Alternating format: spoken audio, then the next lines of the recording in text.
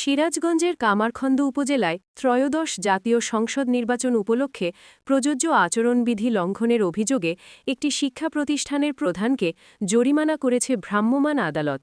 বৃহস্পতিবার বেলা ১টার দিকে উপজেলার বালুকোল ইসলামিয়া দাখিল মাদ্রাসার সুপার মোহাম্মদ ইউসুফ আলী বয়স ৪৫ বছরকে ১০,০০০ টাকা জরিমানা করা হয়।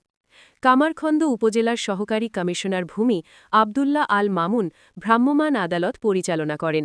তিনি জানান, রাজনৈতিক কর্মসূচি অনুষ্ঠিত হচ্ছে এমন সংবাদের ভিত্তিতে ঘটনাস্থলে গিয়ে বিষয়টির সত্যতা পাওয়া যায়।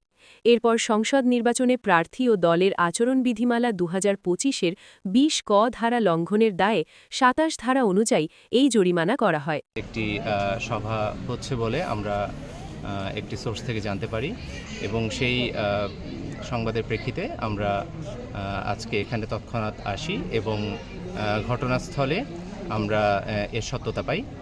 সংসদ নির্বাচনে রাজনৈতিক দল ও প্রার্থীর আচরণ বিধিমালা ২০২৫ এর ২০-এর খ ধারা লঙ্ঘনে এখানে প্রতিষ্ঠান প্রধান, যিনি শিক্ষক, সরকারি সুবিধাভোগী ব্যক্তির তালিকায় যিনি আছেন বিধিমালা অনুসারে, তাকে ২০-এর খ ধারা লঙ্ঘনে অর্থদণ্ড করা হয়। বাজারের দিকে যাচ্ছি ৯টা সাড়ে ৯টার দিকে, তখন দেখতে পাচ্ছি আপনার মহিলা লোকারণ মহিলা এখানে আসতেছে।